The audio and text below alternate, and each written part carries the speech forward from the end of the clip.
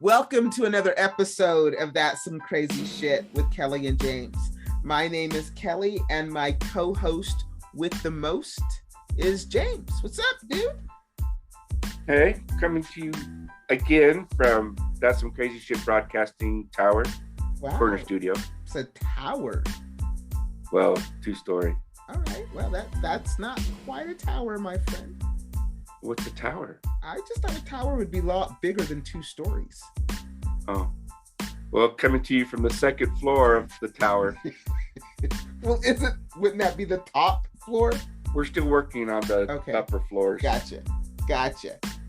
All right, James, guess what? Today we have another guest, and I gave you a teaser last week and said it had to do with mastering your mind. So today we are talking to Dane Dormio, who is a martial art expert and a MindBody Mastery coach. He's going to talk about his spiritual awakening and kind of give us some tips or how to start to master our minds. That's cool because, once you master your mind, your body follows and everything else just kind of falls into place, I think. I'm still working on it. So he talks about his experience and what he does and how this all came to be. Thought it was a great conversation. I say we just bring him on. Well, let's do it, my friend. All right. Welcome to the podcast, Dane Dormio, martial art expert and mind mastery coach.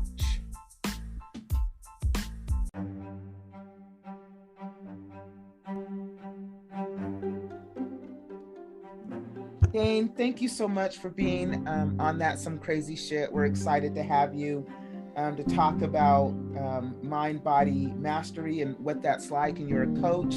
And then also, your own personal spiritual awakening.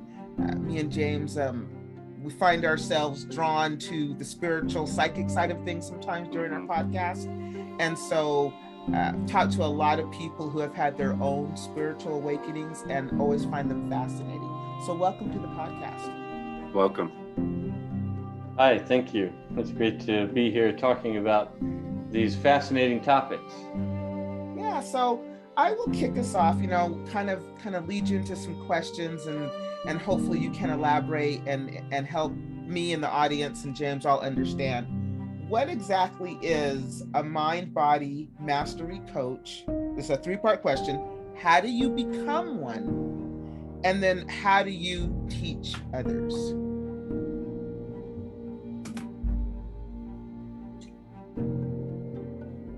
Well, how do you become one? You have to be born as me. No, just kidding. That's not the only way. Actually, I think this is a great question because it surfaces the path of mastery, which is something that I've long observed but not often talked about. But I'll start by answering the first question. What is a MindBody Mastery Mentor? What does that mean exactly? What do I do?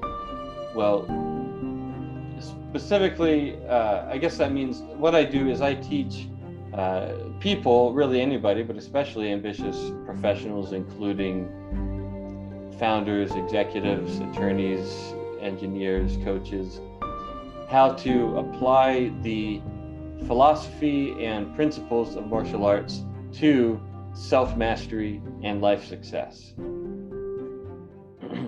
which specifically boils down to, there's really 2 things that I teach, which are the internal approach and the external approach. The internal approach has to do with regulating body, breath, and mind together to manage state moment to moment. And this depends on having a complete, robust, and consistent personal daily mind-body energetic hygiene practice. The external approach is the path of taking effective, decisive action in the world, of managing information and action. So this is the outer approach depends on having a trusted system outside your head that you can use to manage the information required to make sure that you take the appropriate action decisions at the appropriate time. So it depends on what I call a distributed cognition ecosystem to make sure that you will take the appropriate actions at the appropriate time, so you don't have to think about it, so you don't have to remember it, so you don't have to hold things in your head, so you can use your brain for having ideas instead of for holding them. So essentially, the two things that I teach are mind-body practice and personal systems.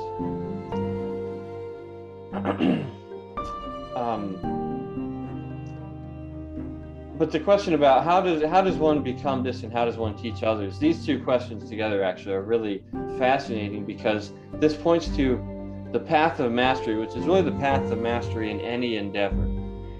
And this path reveals itself in martial arts. It also reveals itself anywhere that knowledge is developed and passed along. And martial arts is a big part of my background and my inspiration, and has been a passion of mine since I was a kid. But it doesn't I've observed this happen in martial arts. It doesn't just happen in martial arts, it happens all kinds of other places too, which is that you get really fascinated, some would even say obsessed, with something, with a particular idea or a particular outcome or a particular concept of yourself, and you pursue that wholeheartedly, intensely. And at first you're a novice, you don't know anything, you're just trying to figure stuff out, and you observe others who are better at that or know more than you about that or further along on that path. You observe them, you learn from them, you ask them questions when possible, and you just keep doing that. Stay obsessed with whatever that thing is, obsessed with learning about it, improving, developing, and then eventually people will start coming to you and asking you questions about that thing. And when they do, you help them to the best of your ability. People who are less far along than you will come to you and start asking you for help, and when they do, you help them. That, in a nutshell, is the path of mastery in any endeavor, and that applies to mind-body mastery coaching as well. I like that approach. I like that. So, what type of martial arts do you practice? Well, this is a good question too, because it really requires some context that I think a lot of your audience will find very helpful, just in their own lives, but also helpful for understanding the context of the story that I think I'm going to tell, because I know you guys like to talk about some crazy shit, and I've had some pretty crazy shit happen in relation to this. So, but let me start by backing up a little bit more and saying that I've been guided to do the work that I'm doing through a series of spiritual awakening experiences that have revealed my path to me. And the first one of those was triggered by becoming involved in internal martial arts. So you asked, what kind of martial arts do I do? So let me paint in some context there for those who may not be familiar.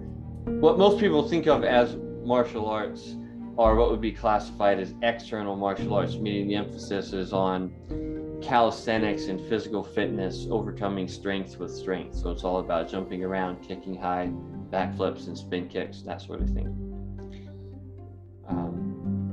Internal martial arts, the emphasis is on cultivating a meditative state of awareness, relaxing the body, developing soft power, paying attention to the breath and physical sensations inside the body.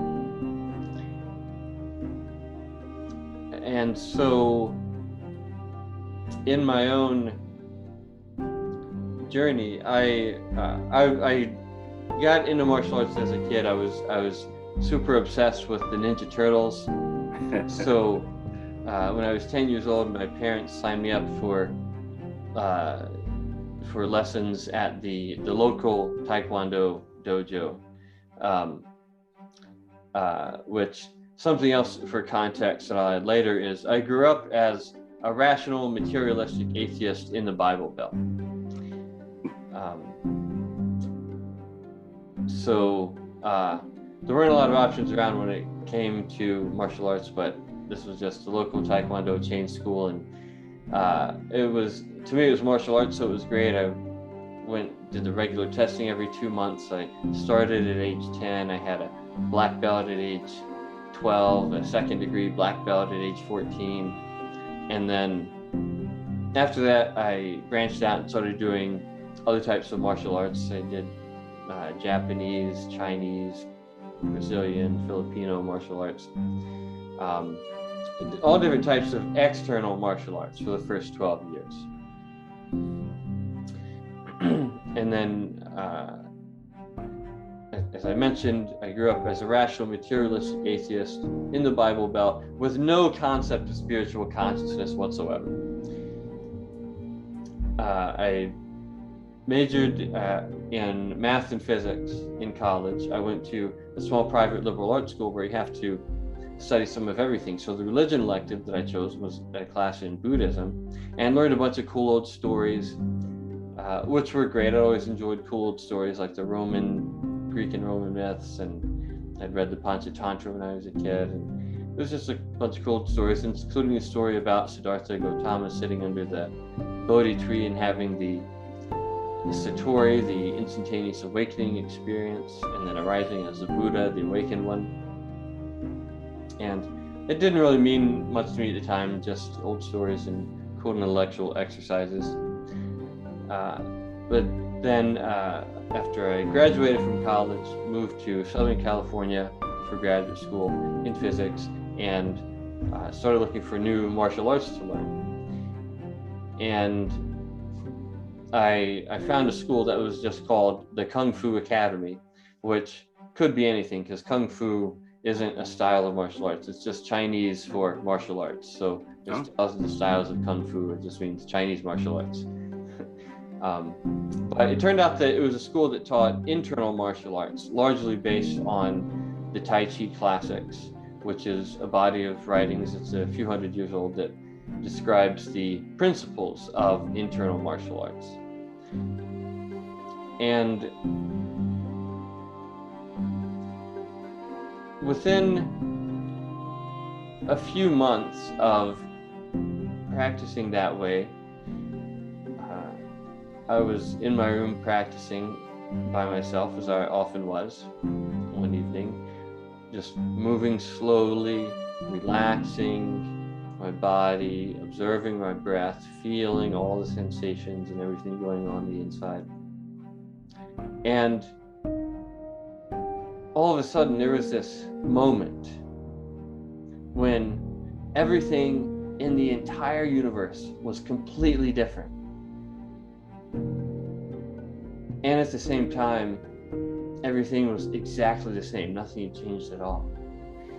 And the first thought that went through my head after this happened was, oh, so that's what that was. That's what they were talking about in those old stories. And I realized that this experience that people spend years and decades and lifetimes seeking and striving after, and that I didn't even really believe in, had just fallen out of the sky and landed in my lap. Like, where'd that come from? And this was the beginning of my personal mind-body mastery journey. Up until this point in my life, I completely existed pretty much up here. The left hemisphere of my brain was like I was confined to that. But this was the point when I started to inhabit my entire body and realized that there was such a thing as spiritual awareness and somatic consciousness. And that was what got me started on the internal path of regulating body, breath, and mind together to manage state moment to moment. So when you teach the mind-body mastery, is where do you start? Do you start with the internal martial arts? Like if somebody came to you and said, teach me, let me back up, let me preface this.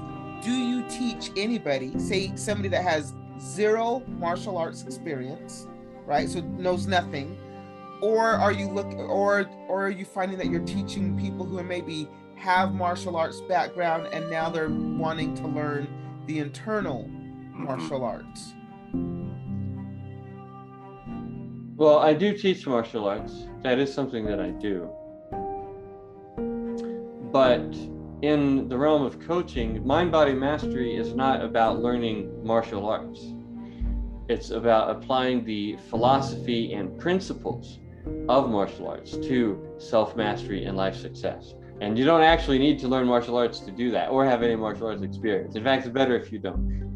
Because the less you think you know, the faster you learn. I like that. So it's kind of like, what I do is kind of like, it's personal development for people who think martial arts are cool. Who doesn't, honestly? Like, Yeah, martial arts are cool. Who doesn't want to develop the self-discipline and the focus and the fitness of a martial artist at whatever it is that you do in your life, in your career, at whatever, that's what mind-body mastery is about. So where do you start? So if somebody came to you day one, where do we begin? Well,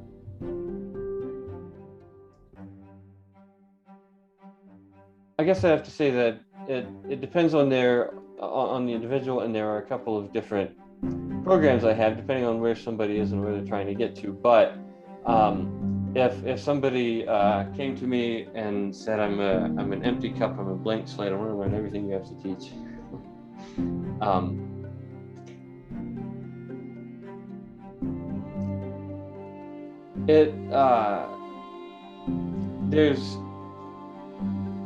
There's two things that every human being needs to survive and thrive and be healthy in all senses of the word in this modern day and age. One is a personal daily mind-body energetic hygiene practice.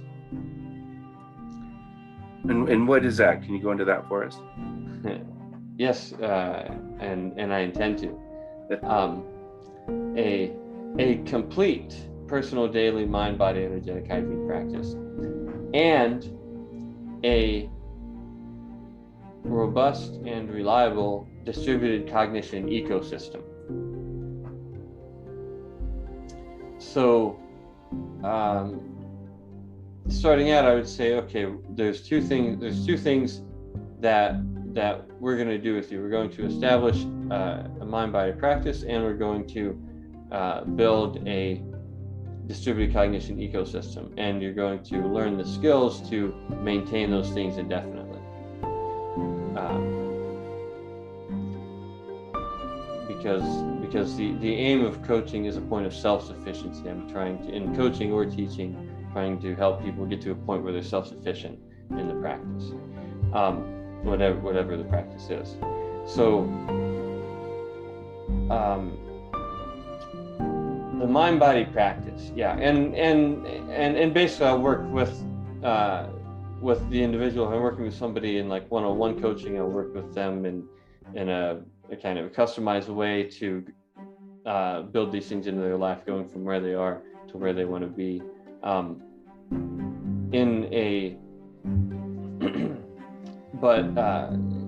but regardless of where we actually start. So with a mind-body practice, a complete personal daily mind-body energetic hygiene practice is, well, a mind-body practice I define as just it's things like exercise, breath work, meditation, things like that. And the ideal complete mind-body practice combines exercise, breath work, and meditation all into a single activity. So it's a good kind of multitasking, because really these are all things that the body needs. Actually, this is something that I believe every human being on the planet needs just for baseline maintenance of physical, mental, emotional, spiritual wellness, is some kind of daily mind-body multivitamin. Just like we need sunlight and micronutrients, vitamins and minerals, and sleep. If you're not getting this need met for yourself, then your health will suffer over the long term. So anybody who's not already doing something like this, who doesn't have a personal daily mind-body energetic hygiene ritual of some kind, needs to start doing it. Whether they realize it or not, maybe they're too young to realize it yet, or maybe they just haven't for whatever reason. But not getting this is like depriving yourself. It's like not getting enough iodine or vitamin C or sunlight, or like anything else that your body needs to be healthy. So I can go into that a little bit more, exactly what that looks like. The ideal complete mind-body energetic hygiene practice for pretty much all people, in my opinion, is Qigong. Qigong just means energy work. It's one of the three primary branches of traditional Chinese medicine. There's acupuncture, herbology, and Qigong. Qigong is solar energy cultivation practices, which is a very broad umbrella, but essentially it's a combination of gentle exercise, breath work, and meditation, all rolled into a single activity. So what most people think of as Tai Chi, i.e. old people moving slowly in the park early in the morning in pajamas, that's essentially what Qigong looks like. And there's another connection between Tai Chi and Qigong, which I'll get to in a moment. But the Qigong is one of the three primary branches of traditional Chinese medicine. There's acupuncture, herbology, and Qigong. And Qigong itself has three main branches, which are medical Qigong, where the emphasis is on health, wellness, longevity, stress reduction. Martial Qigong, where the emphasis is on strengthening the body, performance enhancement, flow state inducement. And spiritual Qigong, where the emphasis is on cultivating, refining the internal energy of the body and progressing through advancing states and stages of unfolding spiritual awareness. But and Tai Chi and other martial arts, other internal martial arts, are forms of martial Qigong. But Tai Chi is often taught as a solo health cultivation practice, i.e., it's not taught as a martial art. Often it's taught as a solo health cultivation practice, i.e., it's taught as a form of health Qigong. So often and Tai Chi is more popular, more people have heard of Tai Chi than have heard of Qigong. So often when people are looking for Tai Chi to reduce stress or get in better shape or get more healthy, whatever, often really what they're looking for is Qigong, but they just don't know it. So that's why the terms Tai Chi and Qigong often get used interchangeably, although they're not technically the same thing. So but all types of Qigong are based on the two first principles, which are the non-exertion principle, which says don't force, don't strain, don't overexert, don't try too hard, and the pleasure principle, which says do it so that it feels good for your body. If it feels good, that means you're doing it right. On top of the bedrock of the two first principles are the three regulations, the foundation of the three regulations being body regulation, breath regulation, mind regulation, i.e. exercise, breath work, meditation, all rolled into a single activity. So what we all need to be doing, and a lot of people already know this, they're feeling stressed out, they're feeling tense, they're feeling sore, they're shooting on themselves, oh, I should be exercising more, I should be meditating, I need to be whatever. what we all need to be doing is have a personal daily mind, body, energetic hygiene ritual, like Qigong or something very similar to that. But Qigong is the basis of the mind body practice that I teach, which is not only essential for maintaining health, wellness, fitness on all levels, but also for developing the ability to regulate, to use your body, breath, and mind to regulate your state moment to moment, to learn how to calm down if you're tense, or to energize yourself if you're feeling sluggish, or how to change your mood, how to regulate and manage your emotions and your mood, and direct your willpower. So those are all the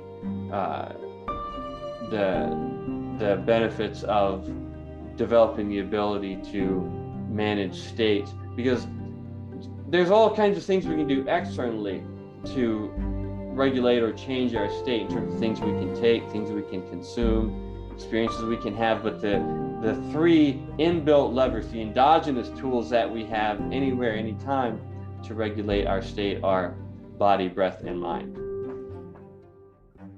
When you say that you should have a daily practice, I was thinking, how long, should that be? Is that 10 minutes? Is that an hour? What does that look like? Or does that vary from person to person? Well, it can vary. For busy people in the modern world, it's like taking a shower. It could be shortened down to 5 minutes or stretched out to 45, but the baseline practice for busy people in the modern world is it's typically 30 minutes, 20 to 30 minutes, but it could be anywhere from 5 to 45 minutes, or as long as it feels good. 1 to 3 times a day, or as often as needed, 5 to 7 days a week,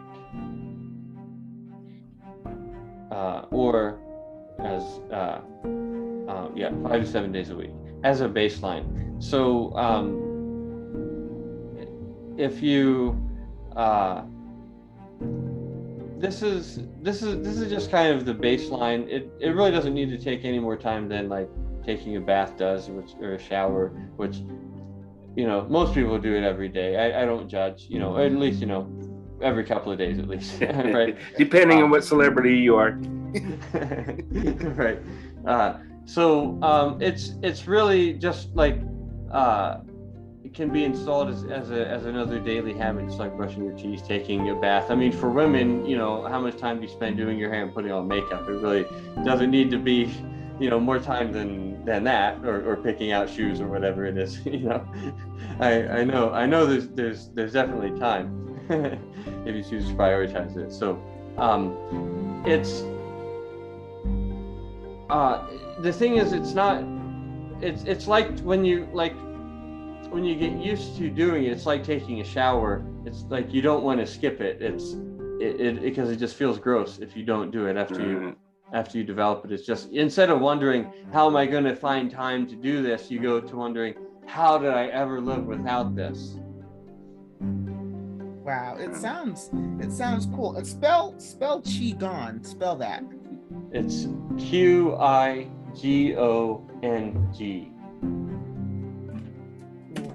Dane, thank you so much for coming on the show and sharing your experience with us, the spiritual awakening, the whole mind body mastery. It's funny because it sounds complicated, but when you broke it down, it's really quite simple, that really anybody could do and really probably start to see the benefits.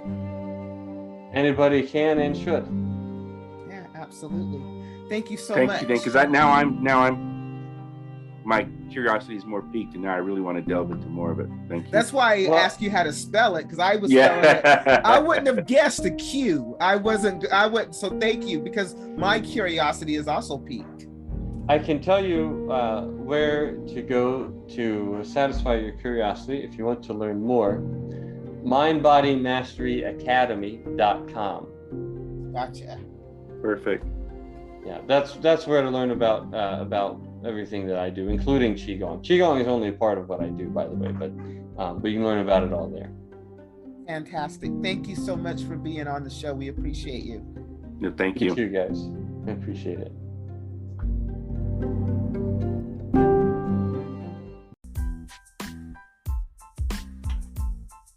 All right, once again, our guests just provide so much information. I'm going to check out that Qui-Gong. Is that what you called it? Qui-Gong?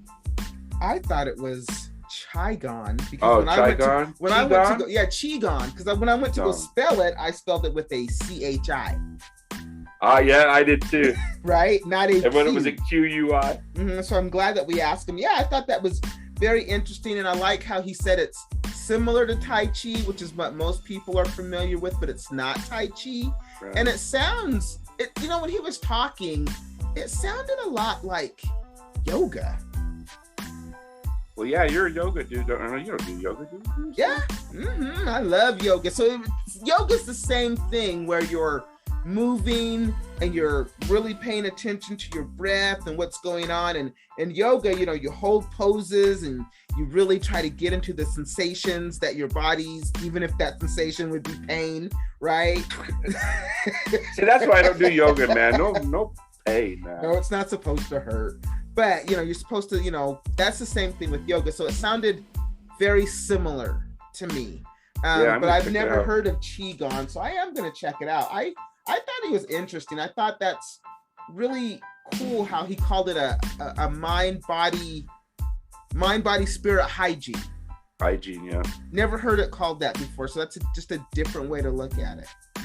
Right, and that's interesting, when you think about it, well, not all celebrities bathe regularly, apparently, but regular hygiene is just part of good health, and think about the mental aspect, the cleaning of your mental.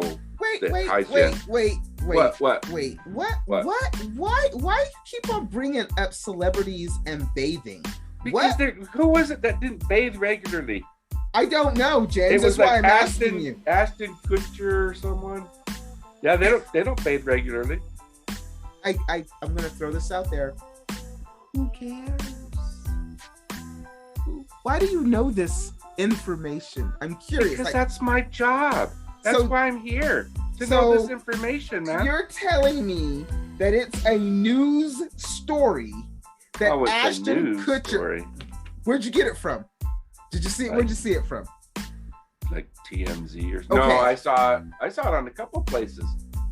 Where Facebook, some TV, yeah. So I don't know if it's news. I just think it's curious. I wouldn't call it news, but if it's out there trending, whatever, somebody wrote an article or a little blip on it that these people don't bathe.